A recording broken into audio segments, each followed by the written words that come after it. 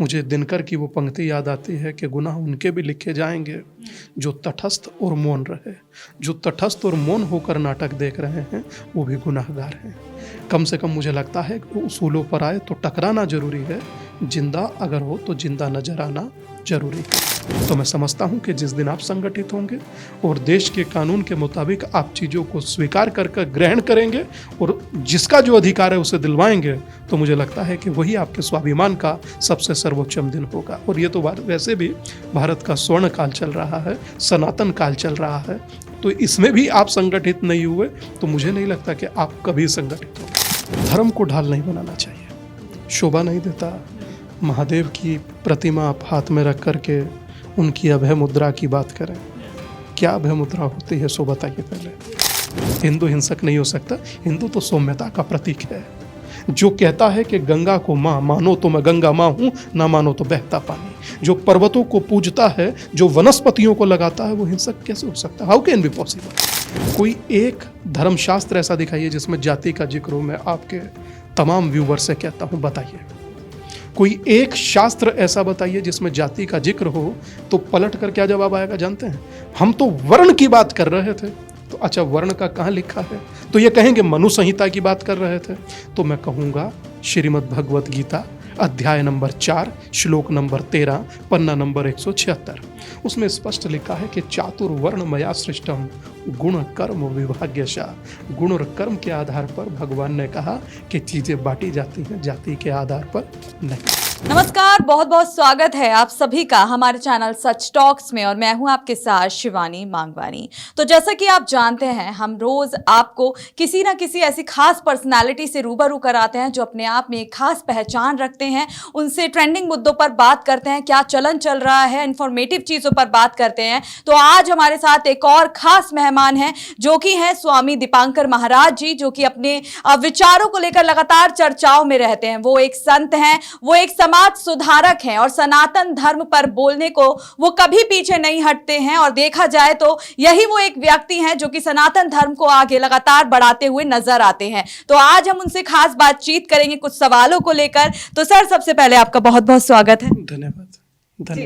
Sir, देखा जाए तो लगातार आपको देखा जाता है सनातन धर्म की जो मुहिम आपने एक चलाई हुई है काफी लंबे समय से, तो रुकावटें बहुत आती है। देखा जाए साउथ में, जो साउथ के कुछ लोग हैं जैसे उदयनिधि स्टालिन का ही हम उनका बयान ले लें तो उसकी वजह से आप काफी चर्चाओं में आए थे जब आपने कहा था कि 100 साल में ऐसा किसी ने कहा ही नहीं है जितना गलत इन्होंने बोला है सनातन धर्म को लेकर। उन्होंने बोला था कि सनातन धर्म जो है बांटता है लोगों को, डेंगू मलेरिया जैसा बयान उन्होंने दिया था। इस पर आप क्या कहेंगे?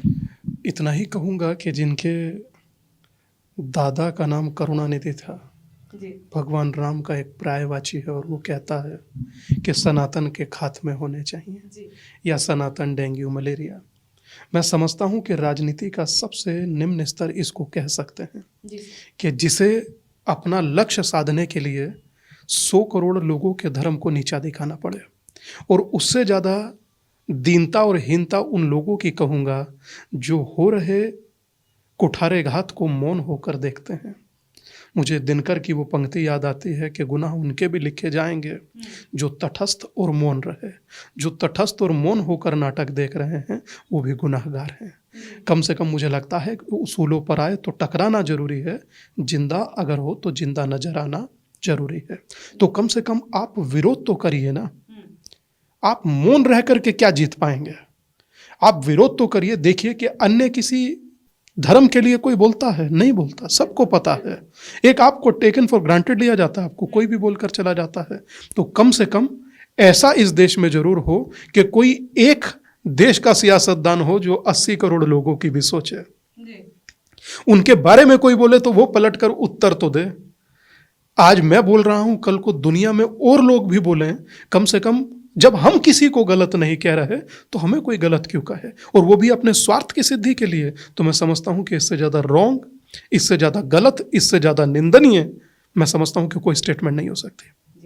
चलिए, देखिए, ये आपका सवाल का जो जवाब हमें मिला है, लोगों के मन में जो सवाल था वो क्लियर हो गया होगा। अगला सवाल मेरा ये है कि सर, आप बहुत हिंदू राष्ट्र को लेकर बात करते हैं, हिंदू राष्ट्र बनाने की बातें करते हैं, लेकिन हमारे ही देश के कुछ लोग जो हैं कहते हैं कि भाई ये गलत कर रहे हैं। तो अगर हिंदू राष्ट्र हमारा देश बन रहा है तो उसमें गलत क्या है सर? आप हिंदू हो जाइए, राष्ट्र अपने आप बन जाएगा। आप जब तक जातियों में बटे रहेंगे तब तक बहुत दिक्कतें होंगी।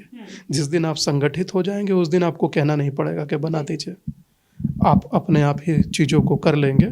जब आप जाते हैं अरब में तो वो मुस्लिम राष्ट्र है ना, आप अमेरिका में जाते हैं तो वो अमेरिका राष्ट्र मतलब एक यूनाइटेड स्टेट है ना। जैसे ही आप हिंदुस्तान में आएंगे तो ये हिंदुस्तान है, हिंदुओं का स्थान है, और वो एकदम जिसे कहते हैं कि सेक्युलर भी है परंतु अपने रूट्स को खो रहा है। अपने रूट्स को ना खोए, अपनी संस्कृति को ना खोए, अपने आप को हिंदू कहने में शर्म ना करे, अपने आप को सनातनी बोलने में शर्म ना करे। बस यही हम लोग चाहते हैं कि अपनी पहचान, अपना स्वाभिमान जिंदा रखिए। रामलला आप ही लोगों के कारणवश 500 साल प्रतीक्षा की है। कृष्ण आपके लिए, आपकी बटे होने के कारण आज भी प्रतीक्षा कर रहे हैं। काशी के विश्वनाथ आज भी आपके संगठित होने की प्रतीक्षा कर रहे हैं कि कब मेरे बच्चे संगठित होंगे और एकदम न्यायिक प्रक्रिया के द्वारा मेरे मंदिर का नव निर्माण करेंगे। तो मैं समझता हूं कि जिस दिन आप संगठित होंगे और देश के कानून के मुताबिक आप चीज़ों को स्वीकार कर ग्रहण करेंगे और जिसका जो अधिकार है उसे दिलवाएंगे, तो मुझे लगता है कि वही आपके स्वाभिमान का सबसे सर्वोच्चम दिन होगा। और ये तो वैसे भी भारत का स्वर्ण काल चल रहा है, सनातन काल चल रहा है, तो इसमें भी आप संगठित नहीं हुए तो मुझे नहीं लगता कि आप कभी संगठित होंगे। सर देखिए, आपने जैसे अभी बोला कि ये जातिवाद करते हैं, बंटवारा करते हैं, लेकिन विपक्ष यही कहता है कि सनातन धर्म ये चीज करता है, वो जाति का बंटवारा करता है, लोगों को आपस में बांटता है। सनातन हिंदू के जो हिंदू धर्म था एक, वो अब बढ़ चुका है। तो इसको लेकर आपका क्या? बांटने का कुचित प्रयास किया जा रहा है, बटा हुआ नहीं है। कोई एक धर्मशास्त्र ऐसा दिखाइए जिसमें जाति का जिक्र हो। मैं आपके तमाम व्यूवर से कहता हूं, बताइए कोई एक शास्त्र ऐसा बताइए जिसमें जाति का जिक्र हो। तो पलट कर क्या जवाब आएगा जानते हैं? हम तो वर्ण की बात कर रहे थे। तो अच्छा, वर्ण का कहाँ लिखा है? तो ये कहेंगे मनु संहिता की बात कर रहे थे। तो मैं कहूँगा श्रीमद् भगवत गीता अध्याय नंबर 4 श्लोक नंबर 13 पन्ना नंबर 176, उसमें स्पष्ट लिखा है कि चातुर्वर्ण मया सृष्टम गुण कर्म विभाग्यशा। गुण और कर्म के आधार पर भगवान ने कहा कि चीजें बांटी जाती हैं, जाति के आधार पर नहीं। तो जिस धर्म में जाति का जिक्र तक नहीं, उस देश में लोगों को जातियों में बांट दिया जाए, इससे बढ़कर क्या दुर्भाग्य होगा। मगर मैं समझता हूं कि जाति पाति की करो विदाई, सनातनी हिंदू भाई भाई। सर जैसे अभी हम आज सनातन का मुद्दा उठाकर ही बैठे हैं, तो इस बीच राहुल गांधी ने भी एक बयान दिया, शायद आपके जहन में आ भी गया होगा मैं कौन से बयान की बात करने जा रही हूँ। देवी देवताओं के एक तरीके का अपमान उन्होंने किया सदन में उन्होंने जो अपना बयान दिया, इस पर आपकी क्या प्रतिक्रिया, किस तरीके से उनके बयान को देखते हैं आप? धर्म को ढाल नहीं बनाना चाहिए, शोभा नहीं देता। महादेव की प्रतिमा आप हाथ में रख करके उनकी अभय मुद्रा की बात करें, क्या अभय मुद्रा होती है सो बताइए पहले। राहुल गांधी ने कहा था कि ढाल जो है ये बीजेपी वाले बना रहे हैं भगवान को, ऐसा है क्या sir? A little knowledge is a very dangerous thing. अधूरा ज्ञान खतरनाक है, और अगर जो वो बना रहे हैं तो वो भी गलत है। तो गलत को गलत कहने में जाता क्या है? अगर वो भी बना रहे हैं तो गलत है। मगर मैंने कभी किसी भारतीय जनता पार्टी के व्यक्ति को सदन में भगवान की तस्वीर लेकर खड़े नहीं देखा। मगर जो जिस तरह से लेकर के खड़े हुए हैं, ये किसी भी मत पंथ संप्रदाय की हो प्रतिमाएं शोभा नहीं देती। और कम से कम जो देश के संविधान में या जो वहाँ की रूल बुक में है उसे तो फॉलो कीजिए। जो शोभा नहीं देता वो मत कीजिए। और कम से कम 100 करोड़ लोगों को हिंसक मत कहिए, वो हिंसक नहीं है। वो नदी को माँ कहते हैं, पर्वतों को पूजते हैं, वो औषधि को कहते हैं कि शांतिर वनस्पतयः शांति विश्वे देवः। तो ये तो भगवान को लेकर, औषधि को लेकर पूजते हैं जिन गंगाओं को, और जिसे वात्सल्य और जो पावनता और जो विशेषता सनातन में है, अगर वो हिंसक है तो फिर इस देश में सही कौन बचा? मुझे लगता है कि सबसे ज़्यादा मतलब हिंसक कहना हिंदू को अत्यंत निम्न स्तर का स्टेटमेंट है। इस पे अपने शब्दों को वापस लेना चाहिए। हिंदू हिंसक कभी नहीं है। और मैं समझता हूँ कि जो सलाहकार ऐसी सलाह देते हैं संसद में खड़ा होकर बोलने की, बहुत बहुत गलत है। उन्हें नहीं मालूम कि कितने लोगों के हृदय पर इससे कुठाराघात होता है। और अच्छा, अब एक और रोचक बात बताता हूँ। हुआ क्या कि इससे अब हिंदुओं में दो फाड़ करने की ये कोशिश थी। एक हिंदू वो होंगे जो कहेंगे हम तो बिल्कुल नफरत नहीं करते, एक हिंदू वो कहेंगे कि हम तो बिल्कुल हिंसा नहीं करते, एक हिंदू वो होंगे जो कहेंगे हम तो बिल्कुल एकदम जो राहुल गांधी कह रहे हैं वो सच है। मैं कह रहा हूं कि हिंदुओं को बांटिए मत। हिंदू इस पक्ष में हो या उस पक्ष में हो, किसी भी पार्टी में हो, हिंदू हिंसक नहीं हो सकता।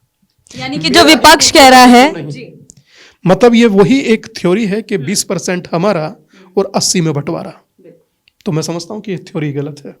हिंदू हिंसक नहीं हो सकता। हिंदू तो सौम्यता का प्रतीक है, जो कहता है कि गंगा को माँ मानो तो मैं गंगा माँ हूं, ना मानो तो बहता पानी। जो पर्वतों को पूजता है, जो वनस्पतियों को लगाता है, वो हिंसक कैसे हो सकता है? How can be possible? और मैं समझता हूँ ये सलाहकार गलत हैं जो ऐसी सलाह देते हैं। पर मुझे खुशी है कि उसी समय संसद में अन्य लोगों ने इसका विरोध किया, जो कि करना चाहिए, ठीक नहीं है। आज आप एक को छूट दीजिए, कल 20 खड़ा होकर बोलेगा। यही क्षमता या ताकत किसी और के लिए जुटाइए तो मानो नहीं जुटा पाओगे। बस इतना कहना चाहता हूं। देखिए राहुल गांधी ने जो ये बयान दिया था, हमेशा की तरह इस बयान से भी वो पलटते हुए नजर आए थे। कहीं ना कहीं उनको पता चल गया था कि उन्होंने गलत बोला है। देखिए, हिंदू हिंसक कैसे हो सकता है? हिंदुओं का देश है ये हिंदुस्तान। हमारी 57-58 कंट्री नहीं है, हमारी 100 कंट्री नहीं है, एक ही कंट्री है। उसमें भी अगर हम ही को हिंसक घोषित कर दीजिएगा तो सौम्यता का प्रतीक किसे चुनिएगा? और अगर चुन लिया है सो तो बता दीजिए। तो मुझे लगता है ये अच्छा स्टेटमेंट नहीं था। मोहब्बत की दुकान में कम से कम हिंदुओं के लिए हिंसा भरा शब्द निकले ही अच्छा नहीं, शोभा नहीं देता। आखिरी और अगला सवाल मेरा हाथरस कांड को लेकर रहेगा। अब भोले बाबा जो कि एक बाबा है और उन्होंने अपनी काफी लंबी चौड़ी एक गैंग अगर हम कहें वो बनाई हुई है, तो उनके बाद से लोग जो है बाबाओं को पाखंडी कह रहे हैं और कोई विश्वास नहीं कर रहा है, अंधविश्वासी कह रहे हैं, क्योंकि उनकी वजह से इतनी महिलाओं की जान गई है, बच्चों की जान गई है। तो किस तरीके से इस हादसे को देखते हैं और इस हादसा होने के बाद किस तरीके से साधु संतों की बदनामी हो रही है, इस पर आप क्या कहेंगे? देखिए, हादसा दुखद है, मगर न्यायिक जांच भी चल रही है और सरकार भी जांच करा रही है। बहुत जल्दबाजी हम लोगों को नहीं करना चाहिए, और वो भी तब जब पूरे विषय का आपको संज्ञान ना हो। तो मुझे इस विषय के बारे में बहुत ज़्यादा नॉलेज नहीं है। तो धन्यवाद।